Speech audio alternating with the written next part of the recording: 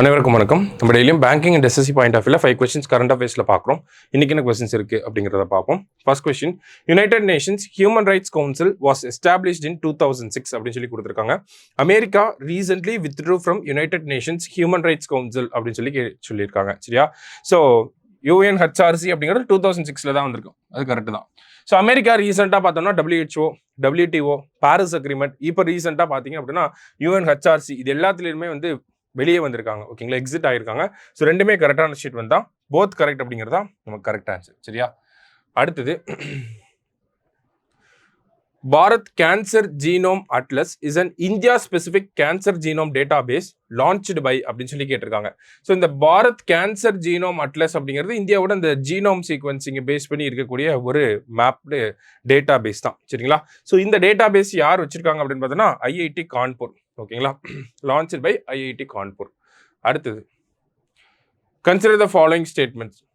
Fort William is renamed as Vijaydurg. அதாவது Fort William அப்படிங்கிறது 1871 நமக்கு கல்கத்தாவில் வந்து கட்டியிருப்பாங்க. சரிங்களா? British East India company, British அரசாங்கம் வந்து இதை கட்டியிருப்பாங்க. சரியா? ஃபோர்ட் வில்லியம் அதை ரீநேம் பண்ணியிருக்காங்க விஜயதுர்க் அப்படின்னு சொல்லி. Kitchener house inside Fort William is renamed as Manekshaw house. ஏன்னா கல்கத்தாவில் இந்த 1971 இந்தியா பங்களாதேஷ், அந்த ஒரு பங்களாதேஷ்க்கு இண்டிபெண்டன்ஸ் கிடைச்ச அந்த ஒரு போரில், இந்தியாவுக்கு பாகிஸ்தானுக்கு ஏற்பட்ட அந்த போரில் ஜெனரல் மானக்ஷா ரொம்ப நிறைய விஷயங்களை பண்ணியிருப்பார். சரிங்களா? ஸோ அவரை கௌரவிக்கணும் அப்படிங்கிறதுக்காக மானக்ஷா ஹவுஸ் அப்படின்னு சொல்லி ரீநேம் பண்ணியிருக்காங்க.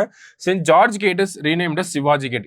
இது ரெண்டுமே பார்த்தோன்னா நமக்கு வில்லியம் ஃபோர்ட்டுக்குள்ளே இருக்கிறது தான். சரிங்களா? ஸோ மூணுமே கரெக்டான ஸ்டேட்மெண்ட் தான். ஆல் ஆர் கரெக்ட் அப்படிங்கிறது தான் நமக்கு கரெக்ட் ஆன்சர். சரிங்களா? அடுத்தது,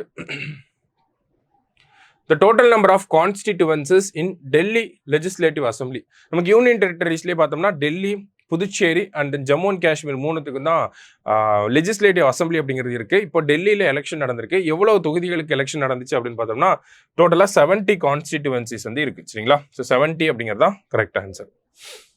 லாஸ்டா, which country is the largest buyer of Indian made mobile phones in 2023-24? Actually Indian made or Indian assembled நாலுமே யாரு ஆன்சர் அப்படின்னு பார்த்தோம்னா யுனைடெட் ஸ்டேட்ஸ் ஆஃப் அமெரிக்கா அப்படிங்கிறதா கரெக்ட் ஆன்சர். சரியா?